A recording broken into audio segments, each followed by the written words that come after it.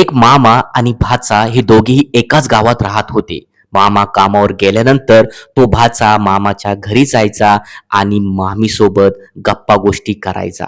आता ही जी मामी होती ही दिसायला खूप सुंदर आणि आकर्षक होती. त्यामुळे तो भाचा तिच्या मोहात पडला होता. या दोघांमध्ये इतकी जवळीक वाढली होती की मामा घरी नसताना ते दोघेही नको ते कृत्य करायचे. आणि हे सगळं करत असताना त्या दोघांसोबत असं काही धक्कादायक कृत्य घडलं. ते कृत्य ऐकून मंडळींनो तुमच्या तळपायाची आग मस्तकात जाईल. नेमकं मंडळींनो काय घडलं होतं या प्रकरणात आणि कुठे घडली ही घटना हे अगदी आपण सविस्तर या व्हिडिओमध्ये बघणार आहोत. पण मंडळींनो अजून तुम्ही या व्हिडिओला लाईक केले नसेल तर लाईक करा आणि चॅनलला आत्ता सबस्क्राईब करून ठेवा जेणेकरून तुम्हाला पुढील घटनेचे अपडेट मिळत जातील. मंडळींनो ही जी घटना आहे ही आपल्या महाराष्ट्रामधील नागपूरमधील आहे. नागपूरमध्ये एक छोटंसं गाव आहे आणि त्या गावात ही घटना घडली आहे. या गावात एक 40 वर्षीय पुरुष आणि त्याची बायको ही आपल्या मुलांबाळासोबत राहत होती. सर्व काही त्या दोघा नवरा बायकोंच्या जीवनात सुरळीत चाललेलं होतं. नवरा हा कंपनीत दररोज कामाला जायचा आणि त्याची बायको ही घरी राहून मुलांचा सांभाळ करायची. आता या जोडप्याचा एक भाचा होता. तो भाचा त्याच गावात राहत होता आणि तो 22 वर्षाचा होता. मग तो भाचा त्याच गावात राहत असल्यामुळे तो भाचा मामाच्या घरी यायचा. मामा जेव्हा कामाला जात होता तेव्हा तो भाचा गुपचूप मामाच्या घरी यायचा आणि मामी सोबत गप्पा गोष्टी करायचा आणि मामी पण त्या भाच्यासोबत खूप बोलायची. त्या मामीचं गोड गोड बोलणं, तिचा सुंदर चेहरा याचं आकर्षण त्या भाच्याला झालं होतं. आता हा भाचा जरी तरुण वयात आलेला होता तरी त्याची गर्लफ्रेंड नव्हती. म्हणून त्याने ठरवले की आता मामीला पाठवायचं. मामीच्या घरी तो भाचा आता सतत यायला लागला होता आणि तिच्यासोबत गोड गोड बोलत होता आणि तिच्या मनात त्या भाच्याने एक वेगळीच जागा निर्माण केली होती. एक दिवस पण तो भाचा त्या मामीच्या घरी आला नाही तर त्या मामीला करमत नव्हतं.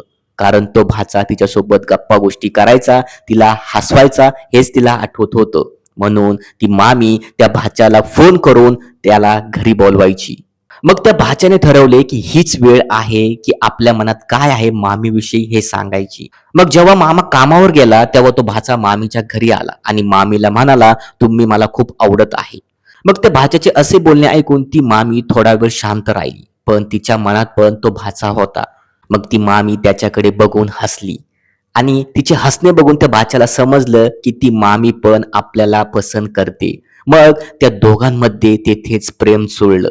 मग त्या भाच्याने त्या मामीला एक फोन घेऊन दिला होता. जेव्हा मामा कामाला जायचा तेव्हा ती मामी त्या भाच्यासोबत फोनवर सतत बोलायची, गप्पा गोष्टी करायची. मग एक दिवस दुपारी ती मामी त्या भाच्यासोबत फोनवर बोलत होती तेव्हा त्याच वेळी तिच्या नवऱ्याने म्हणजे त्या मामाने त्या मामीला फोन केला आणि तेव्हा त्या मामीचा फोन बिझी दाखवत होता. मग घरी आल्यानंतर तो मामा त्या मामीला नको ते बोलायला लागला. तिला म्हणायला लागला, तुझा फोन बिझी का लागत होता? पण ती मामी पण उडाउडीचे उत्तर देत होती. मी माझ्या मम्मी सोबत बोलत होते असं त्या मामाला म्हणत होती. पण आता त्या मामाला त्या मामीविषयी संशय यायला लागला होता. त्यामुळे त्या मामाने त्या रात्री त्या मामीला खूप बेदाम मारली. मग मार खाऊन झाल्यानंतर आता त्या मामीने ठरवले की आता आपण या मामासोबत संसार करायचा नाही, आपण भाच्यासोबत लग्न करून दुसरीकडे राहायचे. म्हणून त्या मामीने आता त्या भाच्याला फोन केला आणि रडत रडत त्या भाच्याला ती म्हणाली, मला तुझ्या मामाने खूप मारले आहे, मला आता याच्याकडे राहायचे नाही. मग त्या भाच्याने पण त्या मामीला सांगितले, तू शांत राहा, मी बघतो त्याच्याकडे, असं तो मामीला म्हणाला. मग दुसऱ्या दिवशी तो भाचा त्या मामीच्या घरी गेला आणि त्या मामाचं काय करायचं, त्याला कुठं संपवायचं याचा प्लॅन बनवला.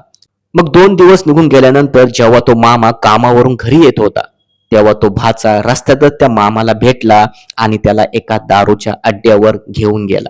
मग आता त्या मामाला पण वाटले की आता आपला भाचा आपल्यावर खूप पैसे खर्च करणार आहे, त्याला दारू पाजणार आहे. म्हणून तो मामा पण त्याच्यासोबत दारू पिण्यासाठी दारूच्या दुकानात गेला. मग त्या मामा भाच्यांनी खूप बेदाम दारू पिली. मग दारू पिल्यानंतर ते दोघेही आपापल्या घरी निघणारच होते. पण मध्येच त्या भाच्याने त्या मामाला एका तलावाशेजारी नेले. पण आता हा जो मामा होता याने खूप दारू पिली होती तरी तो शुद्धीवर होता. त्याच्यासोबत काय घडत आहे हे त्याला चांगल्याच प्रकारे माहित होतं. मग तलाव पुढे त्या भाच्याने त्या मामाला नेल्यानंतर त्याला ढकलण्याचा प्रयत्न केला. पण त्या मामाने पण त्या भाच्याचं शर्ट लावून धरलं आणि त्या मामाला तलावात ढकलताना तो भाचा पण मामाच्या सोबत तलावात पडला. मग मामा आणि भाचा हे दोघे त्या तलावात पडले आणि त्यांना पोहता येत नसल्यामुळे त्या दोघांचा तेथेच मृत्यू झाला. आता ही जी मामी ही घरी एकटी होती, ती विचार करत होती की या भाच्याने त्या मामाला संपवले असेल, म्हणून ती खूप खुश होती. मग त्या मामाचं काम संपलं की नाही हे विचारण्यासाठी त्या मामीने त्या भाच्याला फोन केला, पण त्या भाच्याचा फोन हा बंद होता. मग 2-4 वेळा त्या मामीने भाच्याला फोन केला तरी त्या भाच्याचा फोन बंद होता. मग त्या मामीने तिच्या नवऱ्याला फोन केला, पण त्याचा पण नंबर बंद होता. मग ते दोघेही फोन उचलत नव्हते, त्यामुळे ती मामी खूप घाबरली.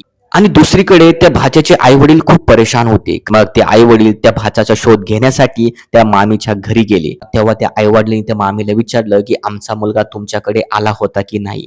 तेव्हा ती मामी त्या आई वडिलांना म्हणते की मी पण माझ्या नवऱ्याला शोधत आहे. मग आता त्या आई वडिलांना वाटलं की भाचा आणि मामा हे दोघेही कुठेतरी गायब आहे, म्हणून त्या आई वडिलांनी त्या दोघांचा शोध घ्यायला सुरुवात केली. पण शोध घेत असल्यामुळे ते दोघेही त्यांना सापडले नाही.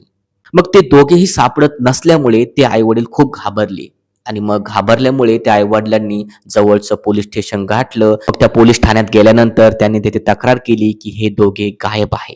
मग पोलिसांनी पण त्या मामा-भाच्यांचा शोध घ्यायला सुरुवात केली.